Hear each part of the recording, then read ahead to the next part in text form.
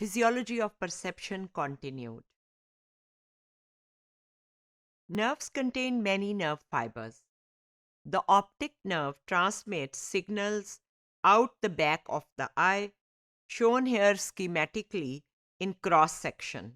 By cross section, we mean that we cut a nerve fiber and we see कि उसके अंदर क्या है. जैसे आप किसी बिजली की तार को कभी काटें तो आपको उस बिजली की तार के अंदर फाइन कॉपर की या मेटल की जो भी होती हैं वो बिल्कुल फाइन वाली नज़र आएंगी. और अगर किसी में रेड, ब्लू, ग्रीन 3 कलर के हैं तो उनके अंदर भी फिर बिल्कुल फाइन थ्रेड लाइक तारे होंगी. सो नर्व फाइबर कंटेन्स, हर न्यूरॉन नर्व के बीच में नर्व फाइबर्स होते हैं और इसी के ज़रिए जो है वो सिग्नल को वो ट्रांसमिट करते हैं. The optic nerve actually contains about 1 million nerve fibers. Optic nerve is the nerve which takes information from our eye to our brain about something that we see. ये ऑप्टिक नर्व आंखों से related है. इसीलिए आपने optician या optometry का लफ्ज़ सुना होगा जो लोग आपकी आंखों के लिए एनके बनाते हैं. हम किस तरह मेजर करते हैं कि कितनी नर्व फायरिंग हो रही है इलेक्ट्रिकल सिग्नल की और कब किसी चीज़ को देख के जो है वो फायरिंग शुरू होती है आपके न्यूरॉन की और कब वो नीचे आ जाती है. लेफ्ट पे हम देख रहे हैं कि वो मीटर कैसे उसे मेजर करता है. एक जो इलेक्ट्रोड है उसकी वो आपके एक्सॉन से बाहर होती है. एक्सॉन आपको याद होगा सेल बॉडी के साथ न्यूरॉन का एक हिस्सा होता है और एक जो है वो अंदर इंसर्ट की हुई होती है जो कि आप सबसे ऊपर देख रहे हैं. उस मेजरमेंट के ज़रिए ए में आप देखेंगे कि जो नर्व है उसकी जो इम्पल्स है वो ट्रेवल कर रही है और आपकी इलेक्ट्रोड उसको मेजर कर रही है. जब वो एरो आगे बढ़ गया है तो बी में आप देखेंगे कि ये ट्रांसडक्शन जो है ये चल रही है.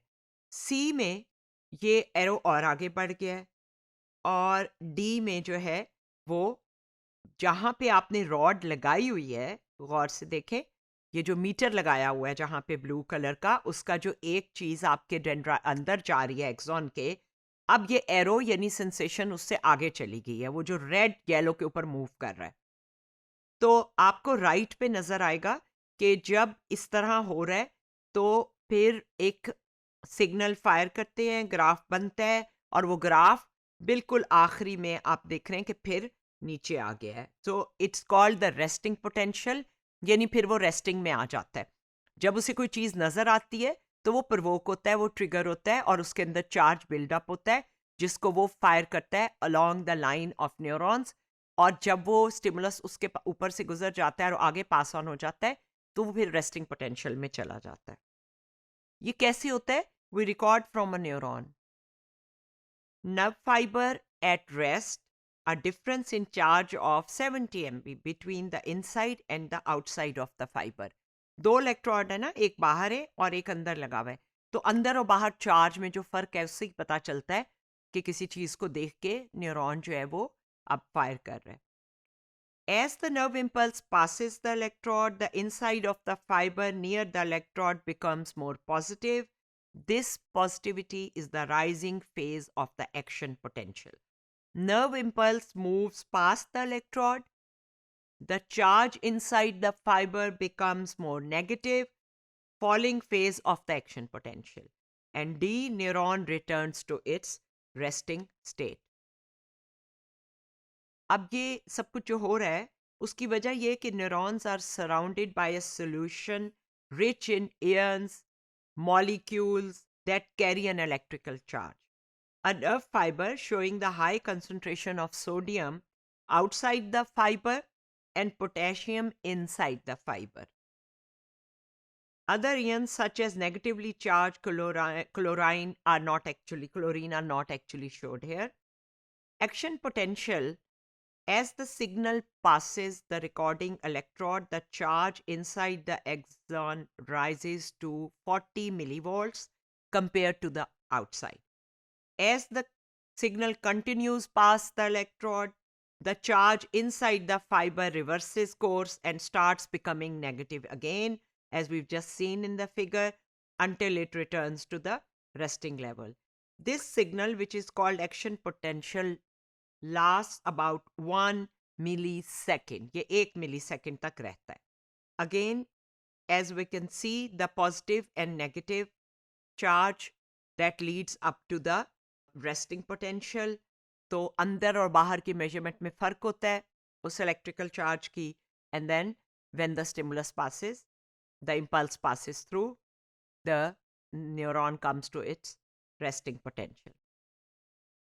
अब वो जो पॉजिटिवली चार्ज सोडियम है Na वो एक्सॉन में आता है, वो अंदर से पॉजिटिव हो जाता है, फिर पोटेशियम जो है वो फ्लो आउट कर जाता है, फिर वो नेगेटिव हो जाता है अंदर से, और fibers charge returns to the resting level after the flow of Na and K have moved past the electrode.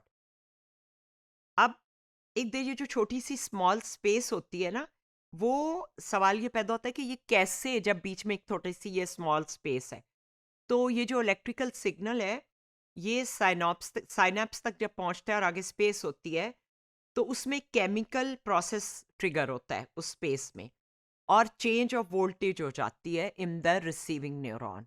तो वो अक्रॉस दैट जाता है. कैसे जाता है डिपेंड करता है उसमें ट्रांसमीटर क्या है जो कि रिलीज हो रहा है, और जो बॉडी उसको रिसीव कर रही है नर्व सेल की, उसकी नेचर क्या है.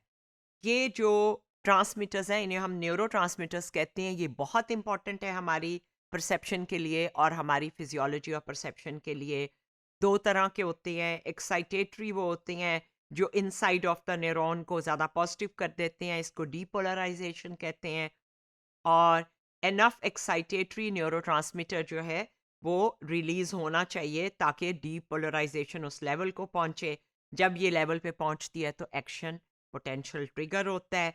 डीपोलराइजेशन से एक्शन पोटेंशियल जो है यानी एक्साइटेटरी होता है, और जो इनिबिटरी ट्रांसमीटर है उसको हाइपर पोलराइजेशन कहते हैं. वो इनसाइड ऑफ द न्यूरॉन को मोर नेगेटिव करते हैं.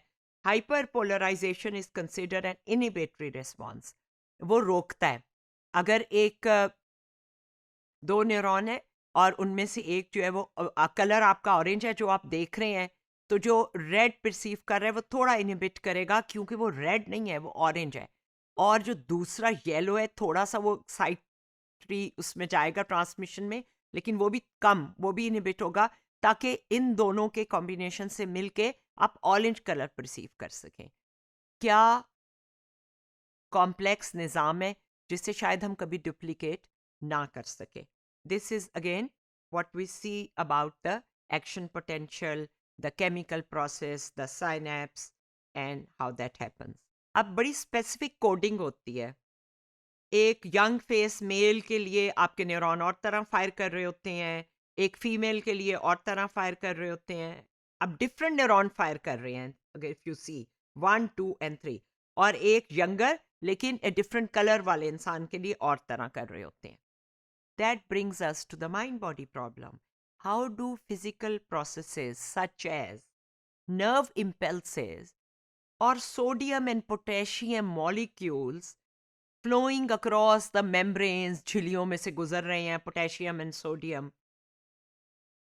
ये हमारा बॉडी का यानी एस्पेक्ट है, become transformed into the richness of perceptual experience. ये माइंड बॉडी प्रॉब्लम है. ये पोटेशियम और ये सब ट्रांसडक्शन, ये आपको एक खूबसूरत म्यूजिक, एक नात का एहसास कि ये नात या हम पड़ी जा रही है, या आप कोई ऐसी चीज देख रहे हैं जो कोई हिस्टोरिकल है, इस एक्सपीरियंस में कैसे बदलता है. इसको कई दफा हम कहते हैं neural correlate of consciousness. Perceiving and seeing is not simple. In these two pictures, many neurons are firing, many potassium and sodium ion charged and positive and negative charge, all that process is happening. But how does that result in a complex experience of someone, a child knowing that he can go through this tunnel and the tunnel is colorful and he's happy going there, and this girl is watching an ancient inscription in Skardu. How does that experience take place? How do we know this scene is in countryside and what is far from us and what is near to us. That's the mind body problem that is often discussed in study of perception.